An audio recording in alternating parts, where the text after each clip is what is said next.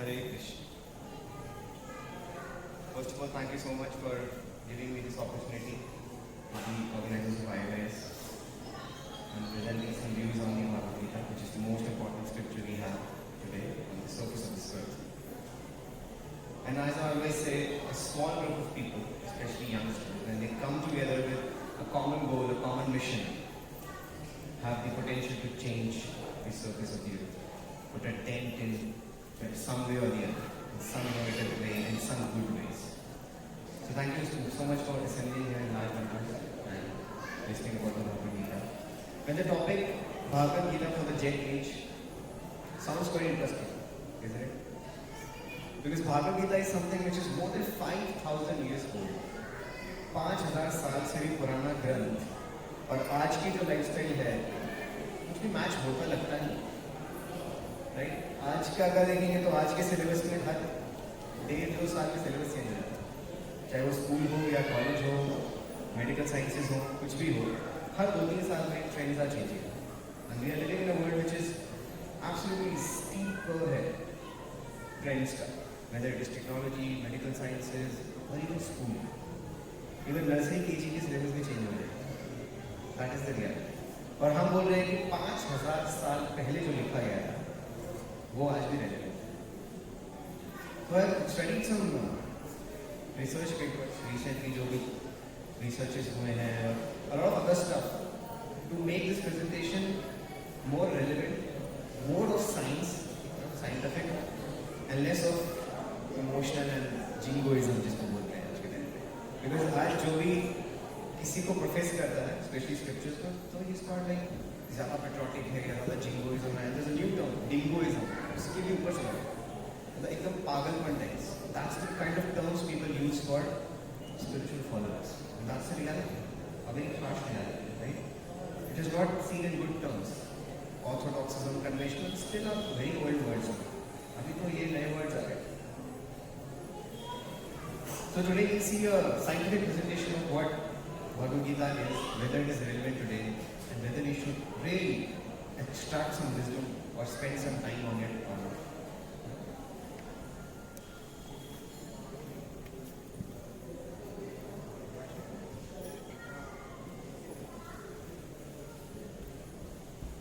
So Bhagavad Gita for the Jet Age. In fact, jet itself is an old term today. Because jets को भी invent करके और use करके it's been ages, बहुत time हो गया जेट को करके। अभी today we don't talk about jets, jets is like a child's play today, इसको जब मन करे तब सैटेलाइट लॉन्च कर देता है। अभी रिसेंटली यहाँ से बैठे बैठे we can shoot a satellite, that is also done. We have missions on Mars, we have missions on moon, we have missions on many more planets which we don't even know. तो jet भी एक पुराना term है, but let us सी आज का technological जो trends हैं और जो जिस पोजीशन में हम हैं वो है let us see that. By the way Bhagavad Gita, as I said, is 5,000 years old. 5,000 is a very very long period, very very long period. In fact, if you read the Bhagavad Gita, it is more than 5,000 years. 5,000 साल पहले तो कृष्ण ने अर्जुन को बताया।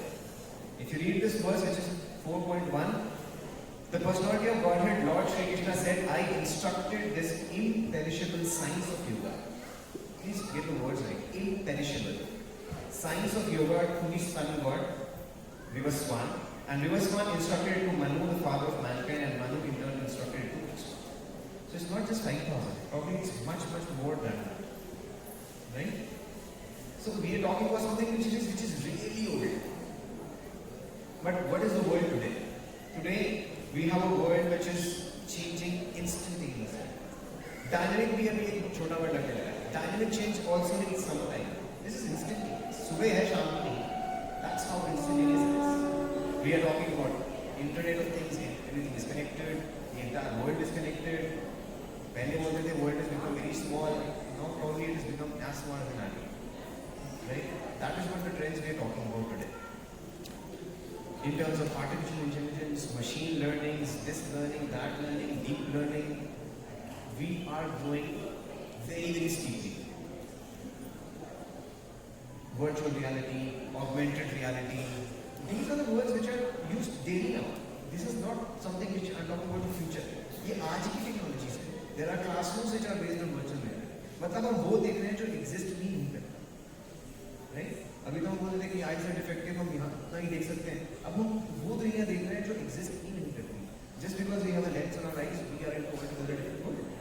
उस level तक हम बात कर रहे हैं. This is very near future.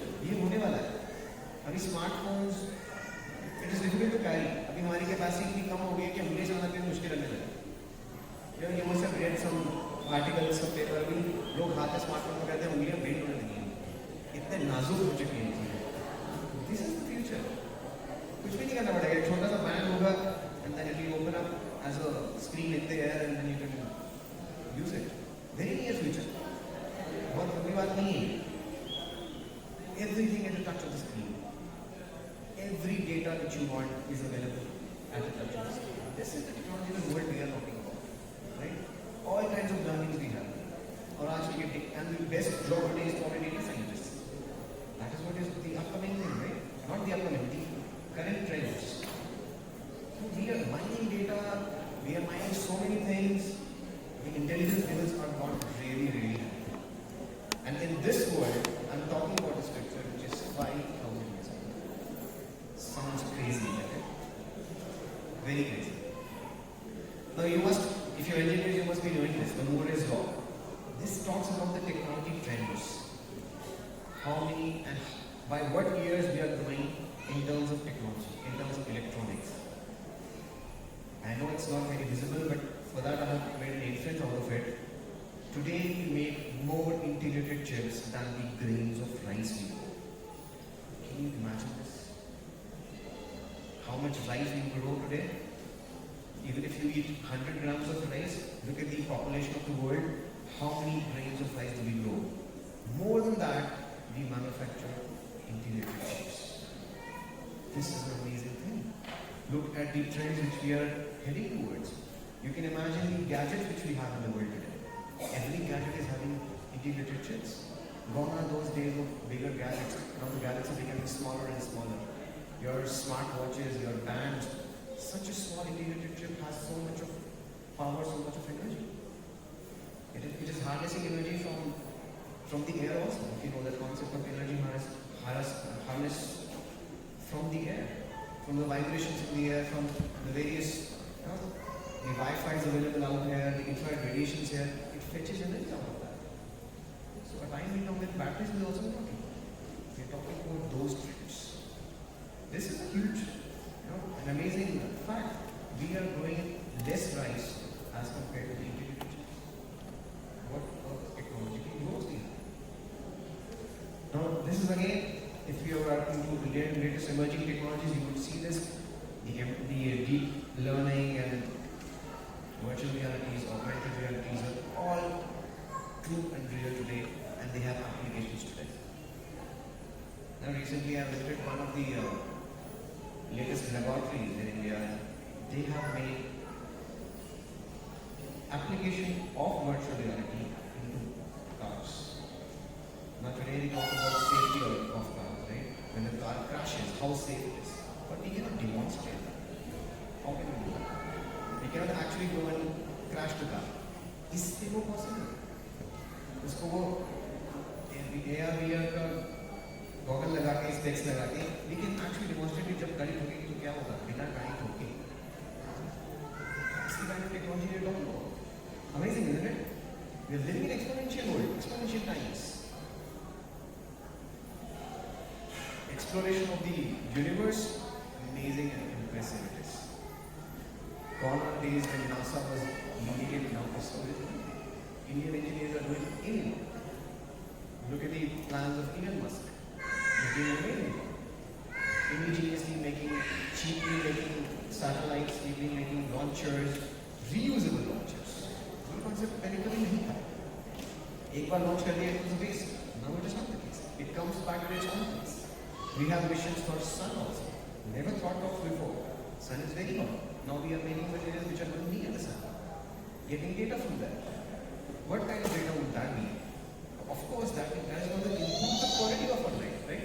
इसलिए हम ये सब missions करते हैं. नहीं तो ये सब missions is only an investment. Why do we go on moon? Why do we go on Mars? Why do we want to go to the sun? To understand various concepts in the universe, ताकि अपनी quality of life को improve कर सकें. Right? So this is the world we're talking about. Just for the Earth, we have 1886 satellites revolving today right now. Just to fetch a lot of data. Whether it is radio stations, whether it is broadcasting stations, webcast stations, whether they are weather forecasting, there are 1886 satellites right now revolving the Earth. What a technological growth this is. Isn't it? And I'm talking about scripture 5,000 years ago. How stupid is that? How crazy is that? Now we are under the vision of so many satellites. We were able to do it. We are doing it. So can you imagine the world we are in? It's not that, probably 10 years before it was an imaginative thing. But today it is a reality. ये सब चीजें आज exist करती हैं in terms of technology. Right? Now let's see some of the future inventions that we'll see in our lifetime. By the way, he is Michio Kaku. I hope most of you would know him. He's at the position at which Einstein was once. And he's the second name after Stephen Hawking. One of the best scientists the world has ever had. And he is a quantum mechanics physicist. And he talks about, and he works on a lot of latest. So let's see what he has to say on the futuristic technology which we'll see in our lifetime. Interesting, isn't it? You know what it means? Now they're trying to make the circuits and the atoms so small, that to electronic atoms, at the will of your desire or the will of the button which you press, it will change shape. You can make a cuboid out of those electronic atoms. If you want, it will take a shape of a car. If you want, it will take a shape of a sofa. If you want to expand it, it will expand. If you want to shorten it, it will shorten. If you want it to fly, it will fly. The next steps of nanotechnology. Nanotechnology was nothing but memory metals. You bend it, it comes back to its position. That's it. This is far ahead of that. And this is also, they say, you will see that in this lifetime. So probably 5 to 10 years down the line, we will have such things. So this is the world we are living in. Technologically so advanced, isn't it? You don't even know, in this room itself, there are so much of vibrations. There are Wi-Fi connections, maybe all your phones have some radiations. You're surrounded with technology everywhere. This laptop, this projector, this camera, everything is around you. And look at the trends which we are talking about. Life is going to change in the near future. And it is changing every day actually. Isn't it? In this world, why should we bother about a script which is 5,000 years old? Now this sounds much more crazier, right? Because we have seen what lies in the future. If somebody doesn't know what the future is and you tell them, you please read this, there's a lot of content in this, sounds okay. The person might read it. But the person who knows all the technologies and the trends, it's difficult to tell him how to read this and why to read this, right? And now we'll see whether we're talking about an age which was much degraded, or are we talking about an age which was much more advanced. Now we'll look at that. And with reference to the video which I showed you, to me, that technology was there 5,000 years ago. And I'll give you a food for thought. There are mentions in the Ramayana, there are mentions in the Mahabharata of this technology. The Pushpak Viman, in which Lord Ram came back to Ayodhya after killing Ravana, could expand and shorten. If the number of people were more, it expanded. It took the entire Vanar Sena into it. And when Ravan was using it to take Sita away, when he kidnapped Sita, it was short to take only 2 people. This is not new technology. For the readers of Ramayana, it's okay. But for people who don't know it, it's an amazing thing. And it is, of course it is, because they're doing it now. But the point I'm trying to make is, it was there previously also. What was life 5,000 years ago? Now if we look at today's lifestyle, तो हमें ऐसा लगता है कि आज हम advanced हैं, हमारे पिछले जनरेशन इतने एडवांस नहीं थे, हमारे पास स्मार्टफोन्स हैं, उनके पास नहीं थे, उसकी पिछली जनरेशन के पास लैंडलाइंस थे, उनसे पहले तो लैंडलाइन नहीं थे, कबूतर जाते थे. यही सोच है हमारी, राइट? कि जैसे जैसे टाइम पीछे जाता है डिग्रेड होते हुए हैं, या उल्टा देखेंगे जैसे टाइम बढ़ता है हम एडवांस होते हैं. But is that the reality? Let's check that. जिन वेपन्स की बात महाभारत में की गई है वो वेपन्स आज भी एग्जिस्ट नहीं करते. They are so powerful weapons, air weapons, water weapons, fire weapons, we don't have them. लेकिन महाभारत में it is very well described. These are the weapons which Mahabharata talks about. This is the biggest war which it talks about. Inconceivable even with today's science. It is. You can read them. But the only thing is, we don't read it. We don't take that legacy. But we have to do that. If you read these descriptions, they are far beyond what we are today. The planes which we talk about in Ramayana, in Mahabharata, amazing. These designs we don't have today. Like Mishra Kaku was saying that we are going to make those vehicles which will expand and contract. This is the same thing. It actually expanded, it actually contracted as per the will of the user. That means it was connected to our consciousness, connected to their consciousness, their mind. As per their will, it would change. Without any buttons. It is not mentioned any button. Just by the will, it will expand. We've read this in Mahabharata. Sanjaya was sitting in front of Dhritarashtra and he was telling him the entire Mahabharata which was happening in Kurukshetra. Thousands of kilometers away. How? But we assume that these are just stories. Aisa hua nahi hoga. But how can you say that aisa hua nahi hoga? There are so many evidences of the Mahabharata was true, Ramayana was true. Look at this. Just by reading this, you should realize that how rich our heritage and how rich our culture was. And how technologically advanced we were. But अभी हम उल्टा सोचते हैं, पहले हम advanced नहीं थे. That's not the case. Pick up Ramayana, pick up Mahabharata, you will realize हम advanced थे और आज से ज़्यादा थे. We talk about going to Mars, going to other planets, going to the sun. We have various characters in our scriptures who are celestial travelers. Narad Muni is in every home, every child would know him. He doesn't stay anywhere more than 2 minutes and he's traveling across the universe. But we don't believe that. Right? हमें jets में बैठ के जाना पड़ेगा. अभी आज ही की news है कि ISRO is planning to send one person on the space. आज सुबह की न्यूज़ है, right? And they're planning a jet for that. He doesn't need a jet. He goes flying across various universes. So these mentions are already there. Not just Narad Muni, there are many other celestial characters. Even Indra came to earth, went away from earth. It's like we going from Pune to Mumbai, and they're coming from heavens to earth, from hell to earth, somewhere or the other. That's the mention which we have. In fact, it is explained in a very simple story forms that how we knew time dilations and celestial travels. This, I hope most of you would know this, but still I'll tell you a small story about this. This is the Brahma Vimohan Leela, where Krishna in Vrindavan is playing with his friends. They are just gazing their cows and calves and having fun with each other, eating food and all that things. And while they are having fun, Krishna goes away to bring back some calves and cows. And the other friends stay there. Now Brahmaji looks at him and Brahmaji thinks that Krishna is not a supreme personality of Godhead, but he is some magic boy. He is doing some miracles. So what he did was, he takes all his friends and keeps him in insomnia somewhere in other universe, somewhere in Brahmaloka. And then he thinks, let's see what Krishna does. If he is really supreme personality of Godhead, he would do some miracles.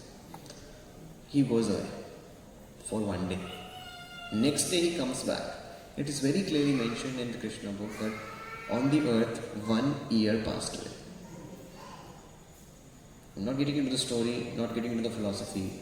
I'm only getting into the time dilation which we need. 1 year passed away just when Brahmaji went and came back in one day. But this doesn't excite us. हम पढ़ के छोड़ देते हैं, हाँ ठीक है, इनका एक दिन अपना एक साल. This is the huge science which we are talking about. Nobody knew this. Even Einstein said, Indians know the theory of time dilation. It is there in their stories. Forget about research papers. It is there in the stories. So this is the Leela which talks about time dilations. We knew time dilations. They are talking of it now. You know what time dilation is? Space में अलग-अलग जगह पे time अलग-अलग तरीके से या अलग-अलग speed से run होता है. Which means, if you want to know more about time dilation, Einstein gave a theory of relativity. A father can be younger than the son. Sounds crazy. But हमें ज़्यादा crazy लगता नहीं क्योंकि Einstein ने बोला है. ये अपने स्क्रिप्चर में लिखवाते तो crazy लगता है. Right? That is our mindset. But that is the reality. A father can be younger than the son. That is time relativity theory, which is already mentioned in our scriptures. इसके लिए भी एक story है भागवतम में, you know. There was a king who went, उसकी एक daughter थी. And look at the story. It is a simple story. Story में भी ऐसा नहीं कि बहुत scientific theory है, कुछ भी नहीं. एक king है, उसकी daughter है, और उसकी daughter के लिए वो शादी के लिए he is finding a match. He is not able to find it. He simply goes to Brahmaloka just to meet him, meet Brahmaji and discuss this matter for a few minutes. He goes there, he has to wait for some time. The time probably is mentioned there.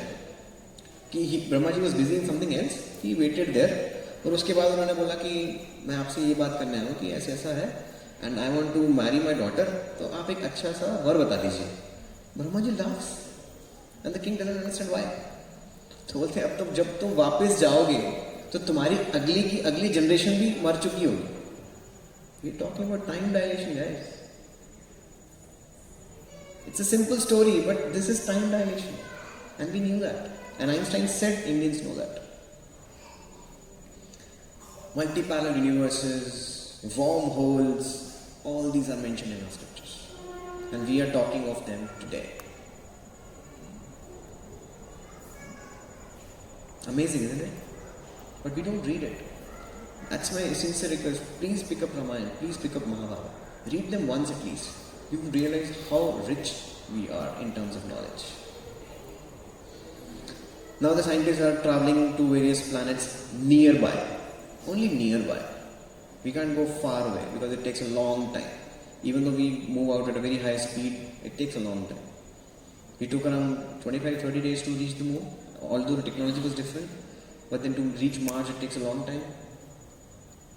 This is what they are trying to do. We have a complete explanation of the entire cosmic model in Bhagavatam. The entire explanation. This is crazy. Entire explanation. Right from the bottommost to the topmost. Explained. Clearly explained. There are stories based on that. And it is said that when Vishnuji exhales and inhales, the inhalation happens. Looks like a story because it is out of our experience. But the explanation is very crystal clear and matches with the model of the universe. That's the richness in knowledge which we have. Now you will believe this. Why? Because this is given by scientists. Rains on the different worlds. It is said that on Neptune it rains diamonds. What are you talking about? And when I will tell you that in the scriptures it is mentioned that in Hampi, not far away from here, just in the place Hampi, few hundred years ago there was a rain of diamonds and jewels from the heavens. You would say, oh, how can that be? But now science is saying this. They proved it. Because of the atmosphere, because of the environment which is there, this is possible. It rains iron on one of the planet. It rains methane on one of the planet. It rains glass on one of the planet. It does. It's a scientific fact. You can Google this. And it rains water on the earth. How pity. But reality. But our scriptures are already talking about all these things. There are planets which are full of jewels. There are planets which are full of precious things. In fact, the most common, there is an ocean of milk which the scriptures talk about. But we say, how can milk have ocean? It comes from the cow. Because it is in our understanding. But when the scriptures are telling you, you are assuming that is the story. But when the science is telling you, you believe, yeah, it may be true. Think about it. So this session is to make you think. Not to bombard you with information, but to give you a thought, a food for thought. So that you can think on these lines. Right? Sounds interesting? And come on, we are not able to find a solution to something which is on the earth. This is still a mystery. The pyramids, the Egyptian pyramids and the Sphinx, even today it is a mystery. And this is just a few hundred years ago, maybe 1,000 years ago. Because the dating is also not correct for this. Rocks cannot be dated. You know what is it? Previously it was assumed that it is just 100, 200 years ago, because we can't date the rocks. But then came a theory कि ये जो rocks हैं, they are eroded by water. मतलब rainfall की वजह से ये erosion हुआ है. This is in a desert. It doesn't rain there. Then there is a theory कि इतने साल पहले यहाँ rain हुआ था, तो ये इतना पुराना होना चाहिए. That is how we are assuming this. We don't have answers to something which is in front of us.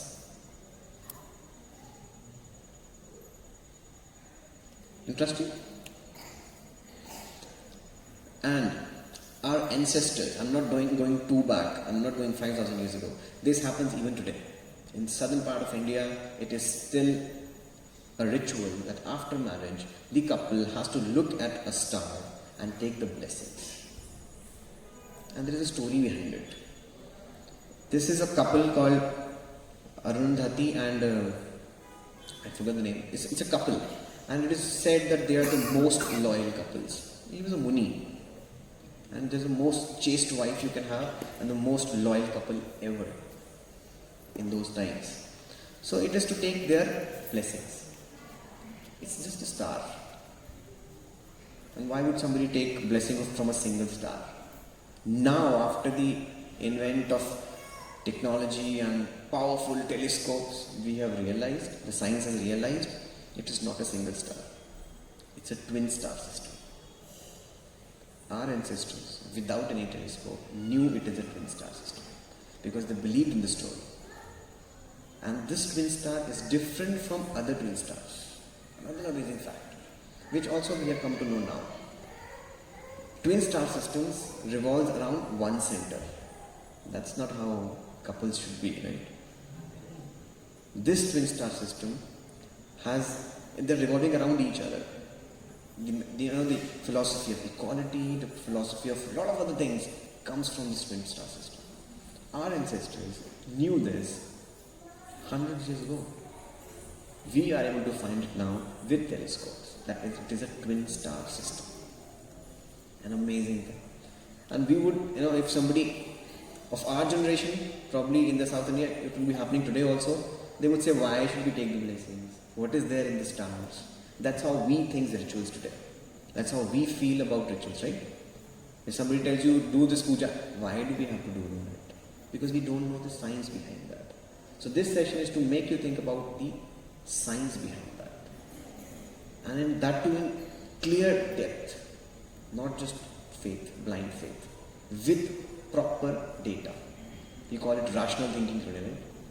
So let's be rational, no problem. The scriptures are so strong, we need not be illogical. With logics, with rational, we can still read and understand कि ये सही है या गलत है. Right? So we are talking about an advanced age. 5,000 years ago was a very, very advanced age. I want to say one thing here. Even if you say that this is a world of fantasy, then I would say that both the perspectives, the scientific perspective and probably the scriptural perspective, are worlds of fantasies. Okay, let it look at that way. Still, the scriptural world is much, much, much better in terms of fantasies also. So there's no reason to reject it. There's always a reason to evaluate it with your rational thinking, with your logics. And I'm very sure it is convincing. It is very, very convincing with the kind of logics which are present in there.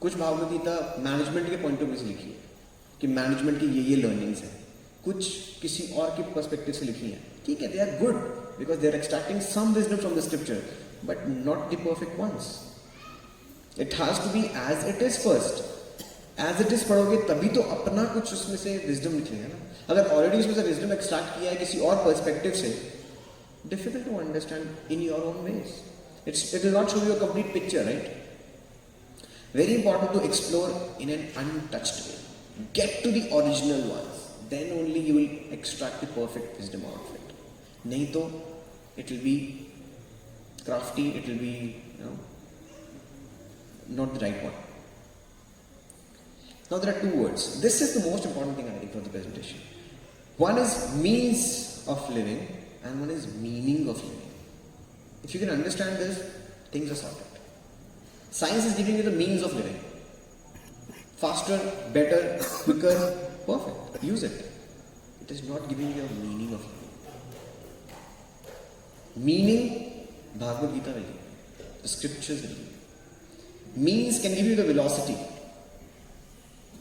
Meaning, or the Bhagavad Gita will give you the direction. Direction is also important, the most important in fact. Velocity is also important. Fine, instead of going on a bullock cart, if I'm traveling in a car today, perfectly okay. No problem, I'm going faster. But am I going in the right direction? That's important. Am I doing the right things? Am I doing things which are meant to be done by human beings? Am I knowing that knowledge? Am I knowing that philosophy, that concept? That stands more important. Isn't it? So please remember this. There's means of living and meaning of living. And we have to understand the difference between the two. And very clearly.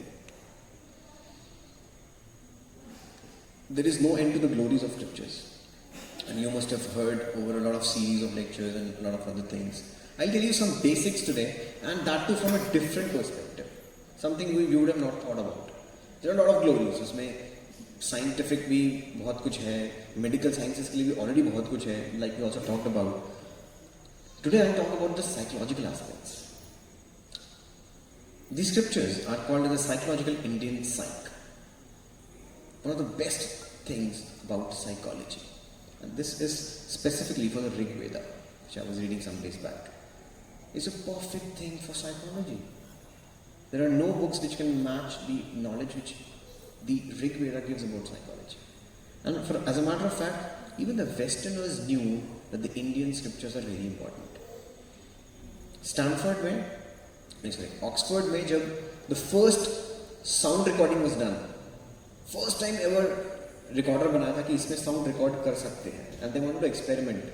Do you know what they recorded? First verse of the Rig Veda. Why? Why would they do that? They knew the importance of Indian scriptures. They knew it is the oldest one and this has to be recorded first. They knew that. It was done by Max Muller and Abraham Lincoln at that time. Amazing, isn't it? It gives you universal principles which are game changers. When I say game changers, it has changed the way Westerners think. Western philosophy has no universal principles. Western philosophy is very, rigid and very small, contained very small. It's not the case with the Indian philosophy. Indian philosophy is universal. It is applicable to each and every one. That's how deep it is. And if you want to know the depth of the scriptures, or probably just the size, already the Western philosophies had two literatures called Iliad and Odyssey. Considered as the world's biggest scriptures available. Then they came to India and they saw our scriptures. Just to tell you the intensity of this or magnitude of this, Iliad and Odyssey combined together. These were the two biggest scriptures. If we combine together, Mahabharata alone is 8 times bigger than that. 8 times bigger than the world's biggest scriptures. Do you realize how, what position we are in today as Indian youngsters? If you don't think about this, we have the world's richest heritage today. And what are we doing? Think about it. Align yourself to these scriptures. I'll tell you the basics. These words sound very normal to us. Eternal, Sat, Rita, Namaste, Atma, Sattva, Ritu. These are phenomenal terms for philosophy. And the Westerners did not even know all these words. Let's do a survey. How many of you want to be happy in your life? Every one of us wants to be happy, right? There was a research done in all the countries. More than 90 countries it was done. And the results were the same. सबको खुश रहना है. कब तक खुश रहना है सबको? Forever. मूवीज में भी अगर कोई रोमांटिक मूवी होती तो I love you forever, उतना ही टाइम था उनके पास. This word is eternal. There is no limitation of time on this. These small things have so huge and deep impact we can't even imagine. This is how the Western philosophies have changed, evolved over a period of time because of Indian scriptures. The word namaste is in itself very universal. When you say namaste to someone or greet someone in the Indian type of greetings, you're actually paying obeisances or respect to the Lord within you, which is universal. We are not saying sir, ma'am, no. Namaste would mean paying respect to something within you, the Paramatma element. This is huge, this is universal, this is game changers, as they say. The Westerners say it is game changer. Sounds interesting, isn't it? And same are the other words. Atma in itself is a game changer. There is no concept of soul in the Western philosophy. Soul is eternal. Soul, there was never a time when I did not exist, you did not exist, or these things did not exist. That's what Krishna says in the Gita. Understand what he's trying to say. This life is just an episode of a huge, not huge, eternal lives. Huge still has a limit. Eternal has no limits. I remember I was listening to one of the Nobel laureates, and he read the Bhagavad Gita and he was sharing his experience. He said, when I read the verse that soul is eternal, it was such a sigh of relief. We bind ourselves into this small life. इस life की problems, ये problem, वो problem, आज की problem, कल की problem. Come on, the life is eternal. Such a sigh of relief this is. If it is going good, it is going to end. If it is not going good, still it is going to end. This episode. And then Bhagavad Gita also talks about the various elements of the next life. How do you get your next life? And stuff like that. Such a sigh of relief our scriptures give us. But हमें उस तरीके से सोचना पड़ेगा, उस तरीके से देखना पड़ेगा. If we don't understand उस perspective में, तो we'll get wrong information from this. Makes it interesting? This is what Krishna says in 2.12. Never was there a time when I did not exist, nor you, nor all these kings, nor in the future shall any one of these to be. You and me will never die.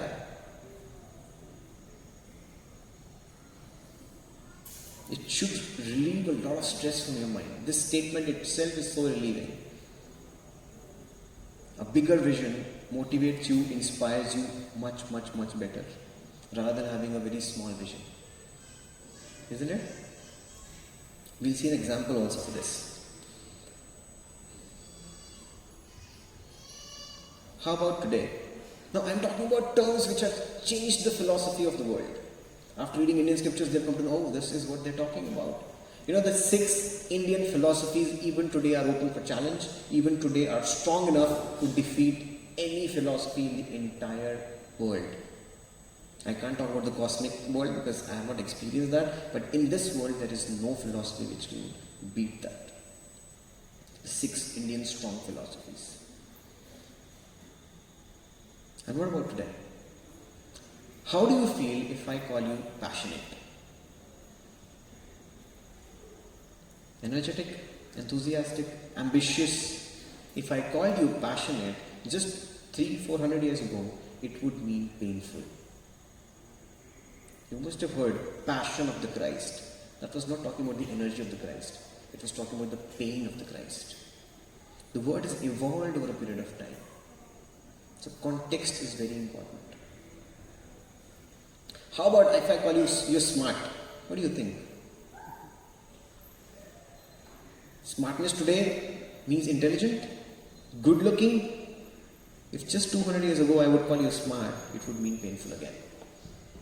And it comes from the German word called as smarta, which meant painful. So this word has had a journey from painful to something beautiful to intelligent today. Smart gadgets. They're not painful gadgets, right? If you read something old and you read the word smart, you would misinterpret it. Same thing happens with our scriptures also. It has to be understood in the right content with the right intent. Otherwise, you will take wrong interpretations. Making sense? So we are not debating about whether science is good, whether science is bad, which is better. We are not debating about that. It is not worth debating, I am telling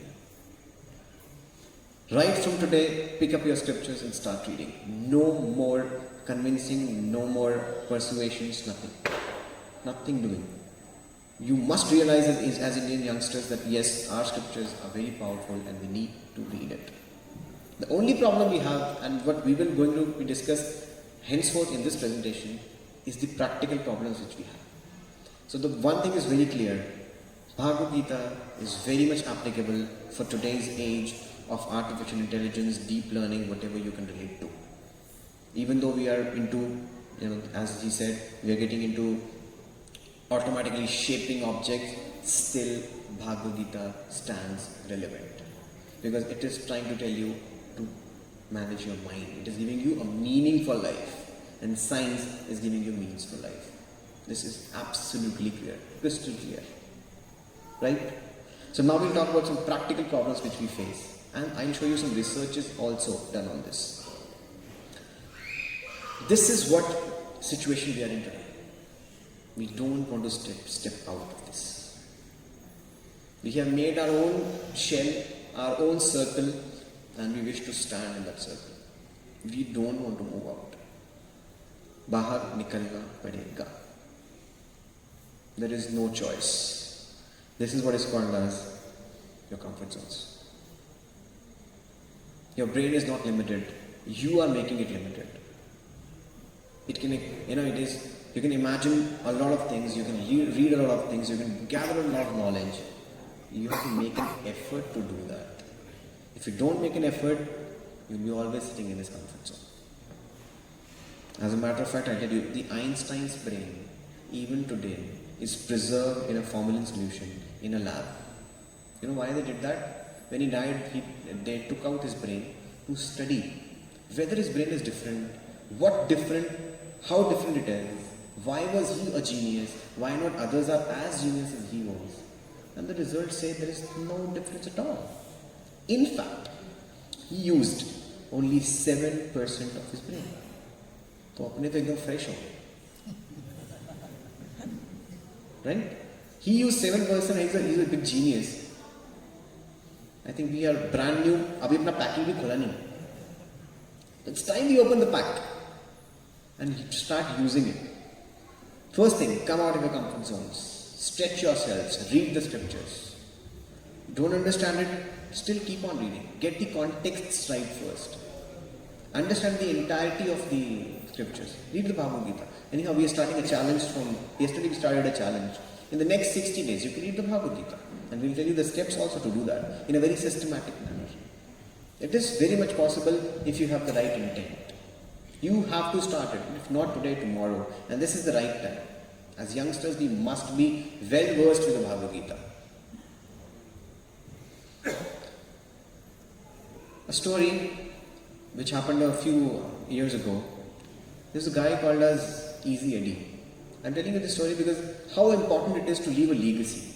How important it is for us to know what is important in life and what is not. Very important it is.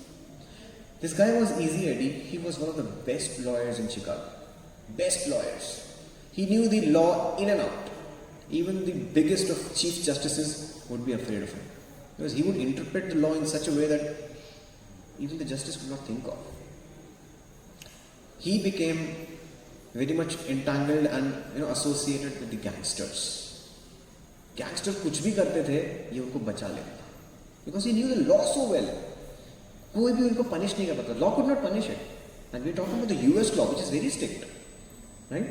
But he was so adept and so expert in law, उसका कोई भी client कभी भी पकड़ा नहीं जाता था, because he knew the law so much. He got a lot of money, he became a millionaire, he had a son. And then he thought, what am I giving to my son? Money, luxuries, comforts, that's okay, but is this the right legacy I'm leaving behind? Will he be able to live a life of respect, loyalty, integrity? That's what he thought. And then he thought, no, this is not the right legacy. Sirf money, comfort is not the right legacy. He thought of changing the way he worked. Now he thought he would make all the gangsters arrested. Whosoever is doing wrong should be arrested. That's what he took as his own, changed the way he did his own profession. As a result, of course, he was killed. In the middle of the road, he was killed with a gun, hundreds of bullets in his chest. But he knew that is going to happen. He knew it is going to happen, right? अभी तक वो जिनके लिए काम कर रहा था, वो उनके अगेंस्ट जाएगा तो this is going to happen. They were gangsters. At the cost of his life, he wanted to teach a lesson, leave a legacy for his son. And the next picture which you see is there in the O'Hare airport. And that's a story behind that also. There was one soldier who was flying in the World War times. He was flying over and he realized that the fuel is less. He was ordered to go back. But when he was going back, he saw some other planes attacking the soldiers who were in the front. It was a dangerous situation. He could have easily gone back at the base because he had orders to go back to the base. Okay, he fought those 3 Japanese MiG planes and shot them down. And everybody could see that in the air. He was not supposed to do that, but he did that. और उसके पास fuel भी कम था. Risking his own life to protect all other soldiers from death, and doing his duty with bravery, with integrity, he took that risk. There was no obligation on him to take that risk. और उसने वो risk लिया. And he shot them down और 2 उसमें से भाग के चले गए. He was a very critical landing which happened, but he was safe. Now the connection is, he was the son of Easy-80. What is important as a legacy we should understand. A very important story about life, right? Luxuries, comforts, okay, we have it, it's fine. We don't have it, we can aspire for it, no problem. That's not the legacy which we're looking for. This is not the Indian way of thinking. Right? One of the most important things for today's discussion, whenever we explore some possibilities, we should always be in a divergent mode. Just by reading a few things or understanding a few things, we should not give in to it. That's not the way it should happen. If it happens that way, it's short-lived. Sometimes you may call it blind faith also. Itna bola, itna hi karo, itna padho, khatam. It is not going to work that way. You have to understand it in a bigger and a broader perspective. So whenever you have questions, diverge. Understand it's in its entirety, in its completeness, the overall view you should take. And then when you get answers, you should converge onto one. That convergence will be with you for your entire life, probably eternity. Because that has happened after a lot of analysis, a lot of evaluation. Right? This is divergent thinking when you have questions. When you have questions, don't converge yourself. Don't limit yourself. Expand your understanding. And then when you have answers, then only you converge. And remember one thing, and I have experienced this in my own life.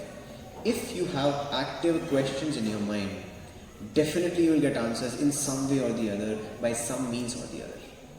वो question को कभी भी suppress होने मत दो, उसका जवाब जरूर मिलेगा. Whether it will be an experience, whether a realization, yeah, maybe a conversation with someone, it will come. Right? The kind of life we are living in, There's a small story about the paradigm shift. Paradigm means the model which we follow today. It's a small research again, which was done a few hundred years ago, maybe a decade ago. Simple one. There was a group of 5 monkeys. Okay, they are in a room. There is a ladder in the middle, and there are some bananas kept on the ladder. Monkeys are crazy about bananas. उनको बनाने से अच्छा कुछ नहीं लगता. One of the monkey tries to go up the ladder and fetch those bananas. लेकिन जब वो ऊपर जाता है, बाकी 4 पे ठंडा पानी डाला जाता है, तो वो उसको नीचे खींच के ले लेते. नेक्स्ट में वो मंकी एक हटाया, दूसरा आ गया. अब 4 को पता है कि अगर एक ऊपर गया तो पानी डालेंगे, एक को पता नहीं है. वो एक ट्राई करता है, उसको नीचे खींच लेते. नेक्स्ट चेंज करते रहते. नाउ अ सिचुएशन इज, 5 के 5 मंकीज को पता नहीं है कि ऊपर जाने से क्या होगा, लेकिन जाता कोई भी नहीं है. Sounds familiar? Think about this. हम भी यही कर रहे हैं. जो चल रहा है, जो हो रहा है, फॉलो कर रहे हैं. ये नहीं पता कि उससे क्या होगा. Fascinating is it? 5 के 5 को पता नहीं है ऊपर जाने से क्या होगा. बनाना भी चाहिए, जाएगा कोई नहीं. Same thing is with us. हमें विजडम चाहिए, लेकिन पढ़ना नहीं है, फॉलो नहीं करना है प्रोसेसेस को. It is not going to work. Make sense? This is what your comfort zone is. You have to come out of that. And of course, even the psychology says once you try to come out of your comfort zones, there is a zone called as fear zone. Because it is, you're trying to challenge your own way of thinking, challenge your own way of living. So of course, डर रहेगा. ये हुआ तो क्या होगा, वो हुआ तो क्या होगा. But that is science. That is psychology. You have to get into that zone which maybe it is a little bit of fear. But if you are in the right direction, in the right intent, with the right knowledge, your fear zone it's very short. But yes, I agree. Once you move out of your comfort zone, there is a fear zone, and that's what psychology also says. But once you cross that fear zone, you get into the learning zone and growth zone. So even if you have, you think it is not, or you don't find time to read, you don't have priority of reading, still try to introduce that in your lives. 1 page a day is good enough to start. I would say 1 line a day is also good enough to start. But you must start. Right? We have to step out of this zone. We are the hashtag generation. We are fond of reading online. We are fond of writing online. But we are not reading the right content. As per statistics, as much WhatsApp you read on an average, it is equivalent to 10 pages a day. The number of WhatsApp messages an average user reads. Rather than reading that unorganized junk, it is better to read an organized stuff, right? Like Bhagavad Gita and our scriptures. You are already reading, but you don't even know that you are reading. Same philosophy can apply to your systematic reading also. We need to conquer the mind and the state of mind. 2 very recent researches, and this is amazing. I was stunned when I read this. The first picture shows you food. This is a research done on the size of the plate and the color of the plate. There are a set of people who are having food in 12 inches of plate. Okay? Whatever they were having. Let's say rice and dal they were having. After a few days, that plate was shrunk to 10 inches. The consumption rate gone down. Still, भूख लग रही है ऐसा नहीं था. They were eating lesser quantity because the plate was smaller. They did not even realize that. They never realized कि plate छोटा हो गया है, quantity कम हो गई है. उतना खा के पेट भरा. Your mind is, I'm telling you, is too cunning, too smart. Smart मतलब अभी के वर्ड वाला स्मार्ट, पेनफुल वाला. It can make you think anything. एक खाली पेट को भी भरा पेट समझा सकता है आपका mind. That's the power it has. That is what psychology is telling. एक और रिसर्च बताता हूँ आपको. The colour of the plate also makes a difference. This was done on pasta. White pasta served in a white plate. White pasta served in a red plate. The quantities would be different for the same eater with the same amount of hunger. Same color plate, same color pasta, he ate less. White color pasta on a red plate, he ate more. This is an amazing research. But what do we extract from this is important. Your mind is a mastermind. I'm telling you, he can convince you about anything. Help it get the wisdom and convince it in the right intent with the right directions. Sounds interesting? Just by changing the size and the color, आपका appetite ही change हो जाता है. Just because of your mind. Just because of your mind. Nothing else. Ingredients भी change नहीं. Your mind is programmed about so many things. And the kind of input you're giving to it, it is programming your future life and the present also. And the second one, you can do this experiment. You can do this. Sit in the chair. With your finger, make it like this. Rotate clockwise. And while doing this, raise your right leg and try to make 6.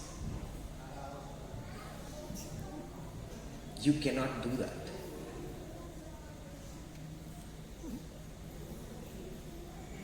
You have changed the direction of rotation. This is how you are programmed. This can be done with practice. You cannot move your one hand in clockwise, the other hand in anti-clockwise. It is difficult to do that. With practice you can do that. These are the latest researches on mind which are happening. Your mind is playing a game with you. And when the Bhagavad tells you that mind is playing a game, you don't believe that. Interesting research, isn't it? It's not just you, nobody in this hall can do it. Let's talk some research now. Distraction is a purpose killer. This is what new researchers are telling you. Cognitive attention. I have some stats for this. This is one of the latest researches which the psychologists are doing. What is cognitive attention spans? This was done for over 5,000 people, and it is observed that 47% of the time your mind wanders here and there, which means when I am speaking, 50% of you are not listening to me. Your mind is somewhere else. That's for the US people. Maybe here 100% may not be listening. This is what the researchers say. And the most important research is, when the mind wanders, you are not happy. Happiness is when your mind is focused. And this is a conclusion from a lot of researchers. There are a lot of researches done on flow, a lot of researches done on the brain. When you are focused, you are much happier than when your mind is wandering around. This is a research saying. A very important experiment which is done, and I must tell you this, and you should listen to this very carefully. 1,000 people were left in a room, one by one, all alone, for 15 minutes each. Right? So I take you to a room, leave you there, nothing in the room, it's empty walls, you have to sit calmly for 15 minutes. All 1,000 people said it is boring. Absolutely boring. Reasons were nothing to do, no gadgets around. It was very boring. Next, what they did was, the same set of people were in a room, but before sending them to the room, उनको electric shock दिया. Right? Electric shock is very torturers. तो आपको लिया, electric shock दिया और आपसे पूछा electric shock कैसा है. दिया, आंसर वॉज इलेक्ट्रिक शॉक नहीं चाहिए लाइफ में. जो चाहिए, जितना पैसा चाहिए आई पे, मुझे इलेक्ट्रिक शॉक नहीं चाहिए. जो चाहिए मुझसे ले लो, मुझे इलेक्ट्रिक शॉक दोबारा नहीं चाहिए. राइट? उसी बंदे को रूम में भेजा. उस रूम में एक बटन है, अगर वो बटन प्रेस किया, वो इलेक्ट्रिक शॉक दोबारा लगेगा, ये बताया. और वो बटन अगर प्रेस किया तो ऐसा नहीं है कि टाइम कम हो जाएगा, बिताने फिर भी वहां पे 15 मिनट ही हैं. Right? You get it? Room में हो, रूम में वो बटन है जिससे इलेक्ट्रिक शॉक लगेगा. इलेक्ट्रिक शॉक ऑलरेडी लग चुका है, एक्सपीरियंस है कि वो इलेक्ट्रिक शॉक बहुत ही ज़्यादा टॉर्चर है. वो टॉर्चर नहीं चाहिए. 15 मिनट वहाँ बिताने हैं. वो बटन वहाँ पे है, प्रेस किया तो इलेक्ट्रिक शॉक लगेगा. प्रेस करने से टाइम कम नहीं होगा. What do you think the results would be? 66% of the people pressed that button at least once. जानते हुए भी कि शॉक लगेगा, टाइम कम नहीं होगा, क्या करे खाली बैठ के? दबाओ. लो shock. You'll be surprised. You know what is the maximum number of hits? 15 minute में one person pressed that button 190 times. Can you imagine? खुद को ही टॉर्चर दे रहा है, पता है तब भी. But look at the state of mind. Your mind is playing a game here. कुछ नहीं है करने को तो दबाओ बटन, जबकि खुद को ही पेन हो रहा है. Now relate this to you. आप भी कुछ ऐसा ही कर रहे हो. And these are the researchers. This is the latest psychological research. You can read it online. इस पे research paper है. So this is the kind of environment we are in. This is what is called as conscious attention, which is a natural resource. It is assumed as a natural resource because it is limited. हमें on an average almost like 11 million bits of data of information is bombarded on our brain every second. It's huge. लेकिन आपकी brain की जो capacity है process करने की, it is only 60 bits per second. बाकी सबका क्या होता है? It goes in your unconscious mind and it never filters to your conscious mind.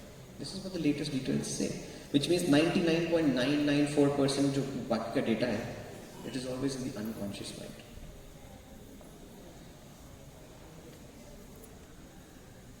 And because of this bombardment, it leads to your impulsiveness and lower self-control. Because of this bombardment, you're not able to control yourself. आपके bit rates कम है, bandwidth कम है, you're giving it more data. That too unorganized data, unorganized thoughts. It's not going to help you out.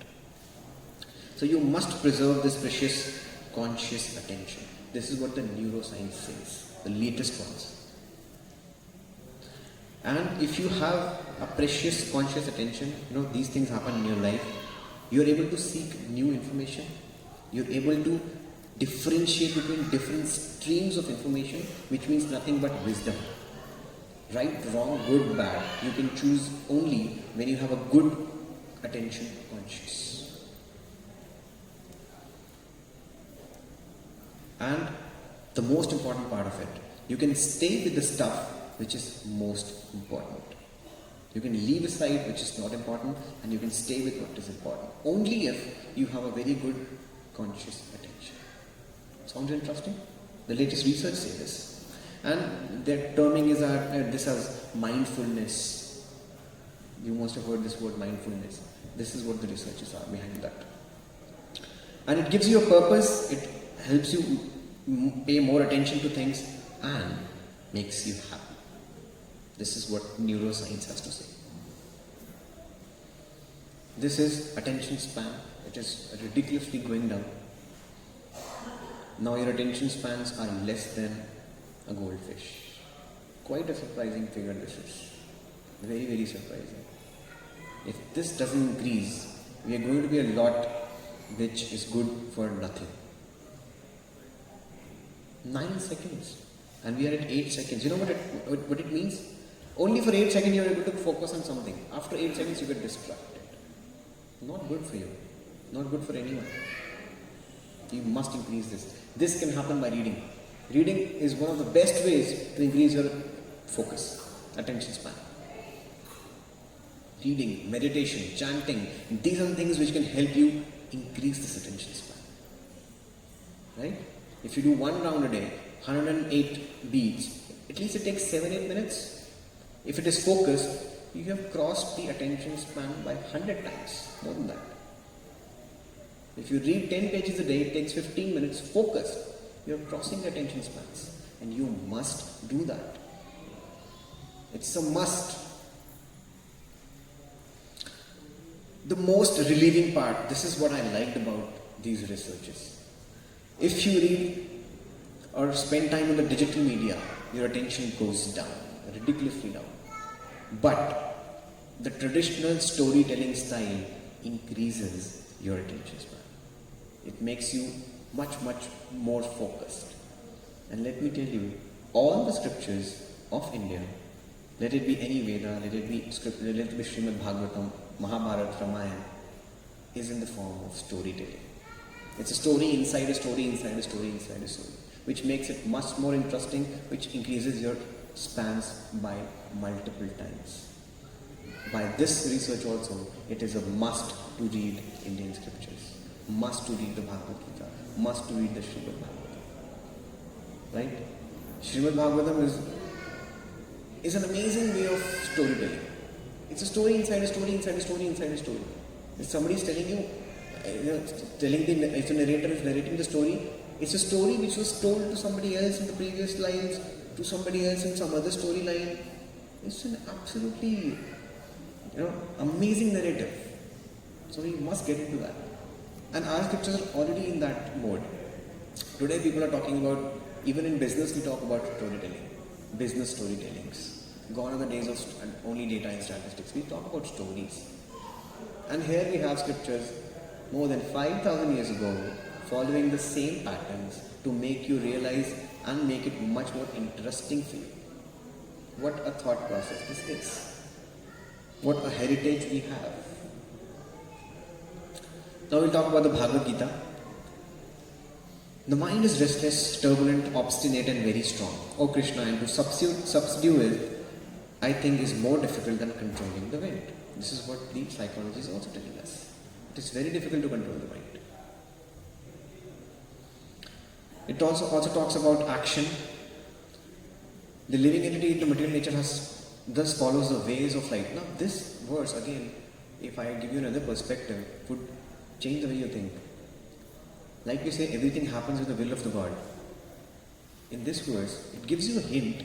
It's not the case. It is not the case. Let me complete my statement. The living entity is in the material nature, thus follows the way of life, enjoying the modes of nature. This is due to the association with the material nature, which means you have a choice. You have a free will. This is what it means in one context.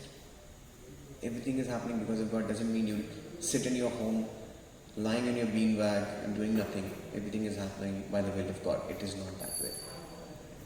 Although it is said that not even a blade of grass moves without the will of the Lord, but still, there is a free will which this talks about. It talks about intelligence, and then of course, it talks about a lot of relationships. Bhakti Yoga talks about a lot of relationships and anchoring our own love to the Supreme Personality. That's the utmost important part of reading the Bhagavad Gita. Anchoring our love to the Supreme Personality of Godhead makes us much, much, much stronger than we are as individuals. This is what Bhagavad Gita does. So it's high time that we connect to this. We have to connect this plug to our past. This is what is intended from this entire session. We cannot be standalone. It has to be connected with our past, because our past is glorious. And we must extract wisdom from there. We should not be starting from scratch today. It's high time we read the scriptures. This is a short story. I think we can skip this because we are running short of time. The final verdict, I would say, value change. The world around you is changing. You must value it. No problem with that. But never change values. A very deep statement which you must take home today and think on same lines for at least some time before you sleep. You can value the change which is happening around you, but never ever change values. Makes sense? Think about it before you sleep. And it's never too late to start. And I would say, at least for reading the scriptures, there's no prerequisite required. Our scriptures don't talk about any eligibility for reading the scriptures. You must read. And that too from today. And I would state this example according to all known laws of aviation. We are so advanced in aviation. We have jets, we have MiGs, we have flights, different types of technologies in that. We are also talking about satellites and such other things. If you look at the bee, as per the laws of aviation, it cannot fly. Because the body is heavier and the wings are too soft and smooth and weak and fragile. But it flies simply because it doesn't care what humans think of. Similar is the case with you. You have all the potential, all the skills required to read, to imbibe the knowledge, to extract the wisdom. You have the associations, you have people who are expert in that, who have learned from disciplic successions. Why not utilize them? And I would, in the end, say, please diverge. Please open up for questions in your life. Please find answers and then, only then, converge. Thank you so much.